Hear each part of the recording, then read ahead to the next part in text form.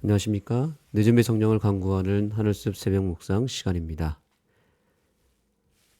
우리가 이번 한 주일 동안 하나님의 속성에 대해서 하나씩 배웠고, 오늘은 그 마지막 시간으로서 하나님의 속성에 있어서 가장 가치가 있고 소중한 하나님의 마음과 뜻과 그분의 속성을 배우고자 합니다. 그것은 바로 하나님께서는 우리와 함께 하시는 하나님이다라는 것입니다. 임마누엘, 예수님의 이름이 임마누엘이었죠. 하나님이 우리와 함께 하시다. 이것이 하나님의 속성 가운데 우리가 가장 깊이 붙잡아야 될 중요한 속성입니다. 우리가 서로 사랑하면 가장 첫 번째로 두드러지는 현상이 있습니다. 그것은 함께 하고자 하는 것입니다. 함께 하지 않으면 어쩌면 사랑하지 않는다고 볼 수도 있는 것입니다. 함께 한다는 것은 서로 사랑하기 때문에 가능한 것입니다. 그래서 사랑의 가장 두드러진 특징, 가장 첫 번째 열매는 사랑하면 함께 한다는 것입니다. 반대로 이걸 뒤집어서 이해한다면 함께 하지 않으면 결국에는 사랑도 깨어지게 되어 있다. 이것은 모든 관계 속에서 다 적용되는 일이라고 볼 수 있습니다. 친구와 친구도 아무리 친해도 함께 하지 않으면 만남이 줄어들고 연락도 줄어들다 보면 점점 그 관계도 다 희석이 되고 별로 예전 같지 못한 그런 관계가 돼버립니다. 아무리 부부가 사랑을 해도 서로 함께하지 못하면 결국에는 그 사랑도 오래가지 못할 것입니다. 반드시 함께해야만 사랑도 유지가 되고 그 사랑이 더 깊어집니다. 그래서 죄가 하나님과 우리 사이를 갈랐다고 말하죠. 죄라는 것은 하나님과 우리 사이가 분리되는 것이 죄입니다. 사랑이 깨어졌다는 뜻이죠. 그래서 구원이라고 하는 것은 또 회복이라고 하는 것은 그 관계가 다시 원래대로 돌아가는 것을 의미하는데 그것이 바로 무엇이냐면 하나님과 우리가 분리되었던 우리가 함께하는 것이고 연결되는 것이고 하나가 되는 것이 바로 회복이요 구원이요 그것이 사랑의 결과입니다. 그래서 하나님은 성경에 보면 끊임없이 우리와 함께 하시려고 하셨습니다.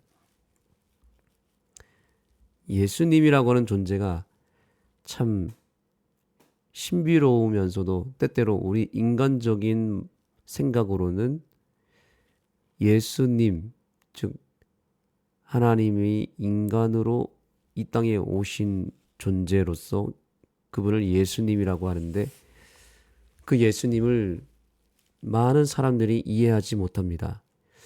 신이 인간이 되었다고? 그 인간이 되어서 오신 분이 예수님이라고? 그리고 그분이 우리를 위해서 죽으셨다고? 이것이 도저히 이해가 되지 않는 것입니다. 뭔가 기독교에 있어서 오히려 감추고 싶은 어떤 것이 바로 인간으로 오신 하나님일 수도 있습니다. 그래서 아예 유대인들은 믿지도 않고요. 또 여호와의 증인 같은 경우도 신이 아니라 하나님이 만든 피조물로 이해를 합니다. 어떻게 신이 인간이 될 수 있느냐는 거예요. 그래서 절대로 이것을 받아들일 수 없다고 생각해서 하나님을 믿는데 예수님은 믿지 않는 그런 희한한 경우들도 있습니다. 그런데 그것이 다 하나님이 인간이 되셨다고 하니까 그것이 도대체 이해가 되지 않는 것입니다. 그래서 저도 처음에는 그냥 어렸을 때부터 교회를 다니면서 그냥 배웠기 때문에 인정을 했지 이게 도저히 머리로 이해가 되지 않았습니다. 어떻게 하나님이 인간이 되셔서 오셨을까? 그 이유가 무엇이고 정말 그렇게 되셨을까? 정말 인간으로 오신 분이 하나님이 맞나? 그런 의심도 했던 적이 있습니다. 그런데 그것은 하나님을 잘 모를 때였습니다. 결국 우리의 인간의 어떤 생각과 인간의 차원에서 인간적 그 범위에서 자꾸 하나님을 생각하기 때문에 이해가 안 되는 것이고요. 하나님이 어떤 분인지를 알게 되면 하나님을 믿게 될 뿐만 아니라 예수님이 이해가 되기 시작합니다. 자, 여러분, 왜 예수님이 인간이 되어서 이 땅에 내려오셔야만 했을까요? 하나님의 속성을 알면 그것은 너무나 당연한 일이고 예수님이 결국에는 왜 내려오실 수밖에 없는지를 우리는 금방 알게 됩니다. 그것은 하나님은 사랑이시기 때문입니다. 왜냐하면 서두에 말씀드린 대로 사랑하면 사랑의 속성은 또한 함께 하는 것이기 때문입니다. 하나님이 우리와 원래 함께 했던 것이었는데 죄로 인해서 더 이상 함께하지 못했고 아담과 하와가 에덴으로부터 쫓겨나기 시작했고 그런데 하나님은 사랑이시기 때문에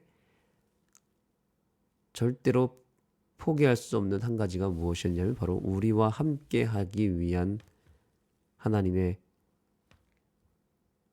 계획은 이루어질 수밖에 없었습니다. 여러분, 부모가 자녀와 떨어져서 살게 되면요.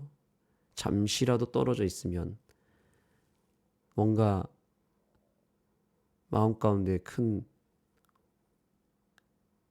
어려움이 뭐냐면 그것은 자녀가 너무 보고 싶다는 거죠. 자녀와 함께하고 싶다는 것입니다.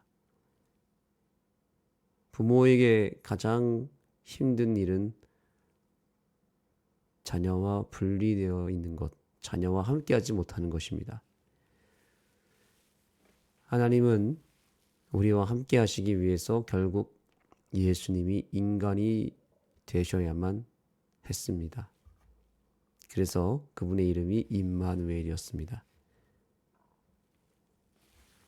범죄하자마자 아담과 하와가 쫓겨났죠. 그런데 쫓겨나자마자 하나님이 바로 세우신 계획은 바로 성소였습니다. 성소를 세우는 일이었습니다. 그래서 에덴 동편에 아담과 하와가 제단을 쌓았습니다. 그 제단이 바로 원시 성소라고 말하는데 그 제단을 통해서 하나님은 불 가운데 임하셨고 아담과 하와와 함께 하는 일을 여전히 진행하셨습니다. 원시 성소를 시작으로 해서 그 다음에는 제단 성소 시대가 찾아옵니다. 노아와 아브라함과 야곱과 이삭이 바로 그 제단 성소 시대의 사람들이죠. 그들도 끊임없이 번제를 드렸습니다. 왜냐하면 그것이 하나님의 뜻이었고 하나님이 그들을 위해서 임재하는 가장 확실한 방법이었기 때문입니다. 그런 다음에 성막 성소 시대가 찾아옵니다. 모세가 하나님의 식양대로 시내산에서 성소를 성막으로 짓습니다. 그래서 거기에 이런 표현이 있습니다. 성소는 바로 하나님이 백성들을 위해서 거할 성소였다라고 말합니다. 거할 성소. 그 거하다라는 표현이 뭐냐면 함께 하다라는 뜻입니다. 텐트를 치다. 함께 하기 위하여 텐트 치다 이런 뜻입니다. 그래서 성막 성소의 시대가 열리면서 이제 하나님이 성소를 통해서 백성들과 함께하는 일을 하였던 것입니다. 그리고 성전 시대가 왔고 구약 시대가 마무리됩니다. 그리고 신약 시대가 시작이 될 때 드디어 누가 오신 것입니까? 예수님이 오셨습니다. 그런데 그 예수님이 바로 육신으로 임하신 하나님, 그리고 그분 자체가 바로 성소였습니다. 그래서 요한복음 2장에 보면 이 성전을 헐라 내가 사흘 만에 일으키리라 라고 하셨는데, 그 이유, 그렇게 말씀하신 이유는 바로 그분의 존재가, 그분의 몸이 바로 성소였기 때문에 그렇습니다. 몸된 성전, 그것을 가리키는 것이었죠. 그런데 왜 예수님은 성전을 자기 자신이라고 말씀하셨을까요? 왜냐하면 성전이라고 하는 뜻 자체가 하나님의 임재를 상징했기 때문에 그런 것입니다.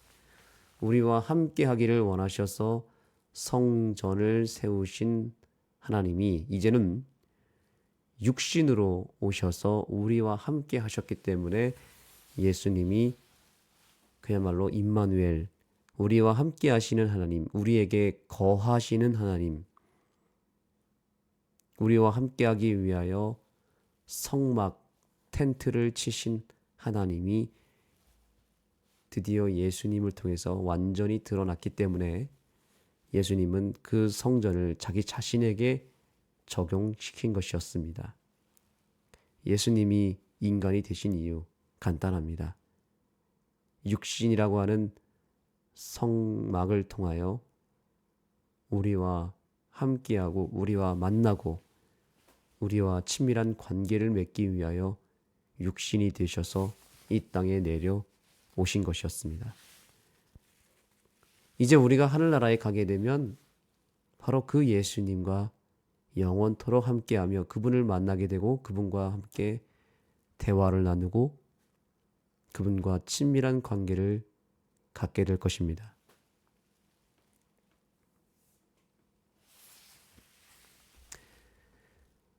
그래서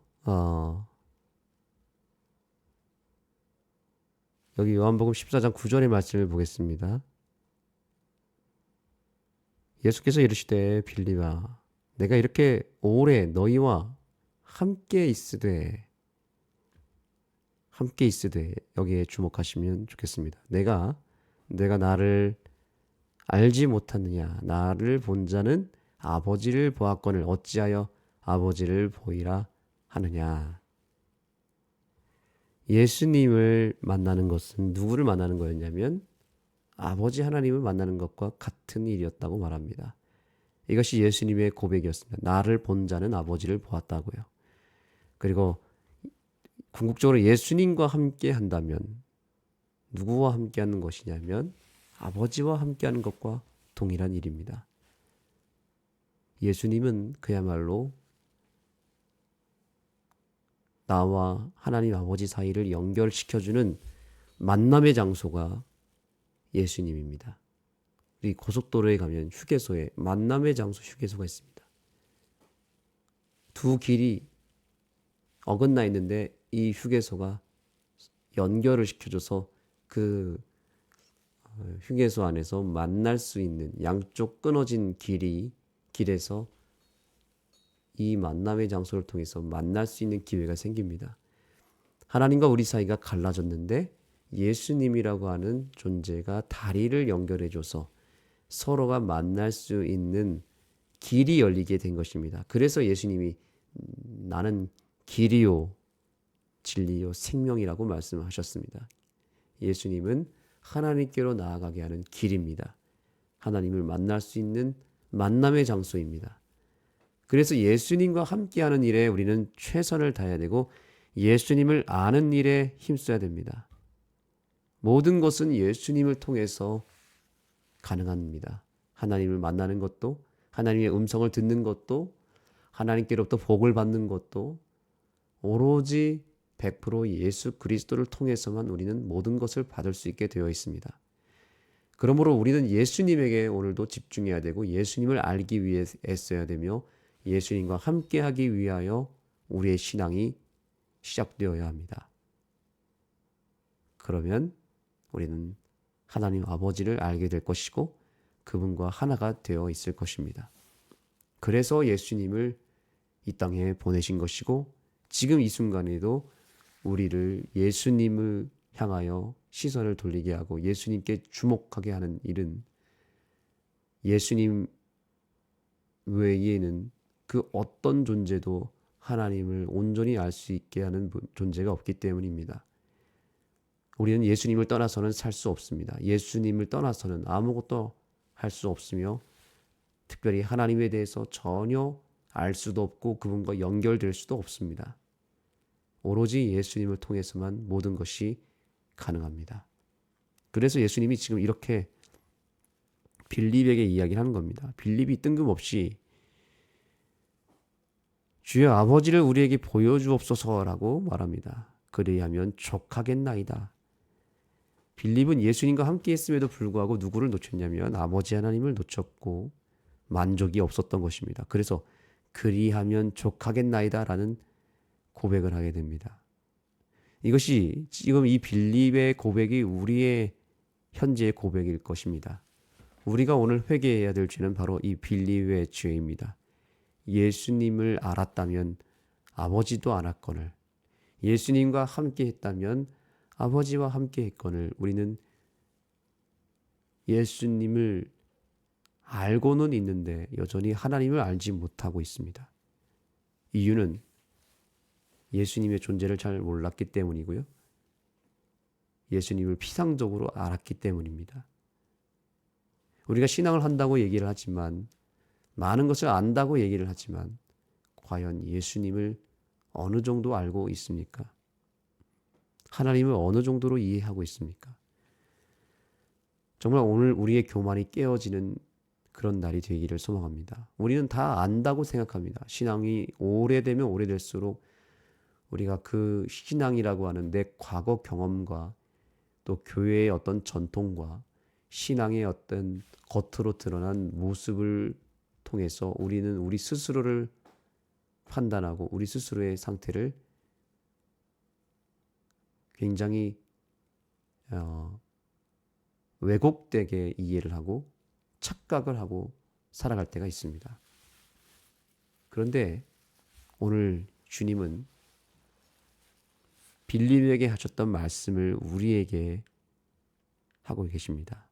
내가 이렇게 오래 너희와 함께 있으되 내가 나를 알지 못하느냐? 오늘 이 예수님의 말씀에 진지하게 귀를 기울였으면 좋겠습니다. 예수님이 얼마나 답답했으면 이런 한탄을 하셨겠습니까? 내가 이렇게 오래 너희와 함께 있을 때 내가 나를 알지 못하느냐? 나를 모르니까 너희가 아버지도 모르는 것이다. 나를 본 자는 아버지를 보았거늘 어찌하여 아버지를 보이라 하느냐? 내가 아버지 안에 있고 아버지는 내 안에 계신 것을 내가 믿지 아니하느냐? 오늘 우리의 믿지 못함을 또한 주님은 드러내고 계십니다. 내가 너희에게 이르는 말은 스스로한 말이 아니라 아버지께서 내 안에 계셔서 그의 일을 하시는 것이라. 내가 아버지 안에 거하고 아버지가 내 안에 계심을 믿으라. 그렇지 못하겠거든 행하는 그 일을 보고 나를 믿으라고 예수님은 말씀하고 계십니다.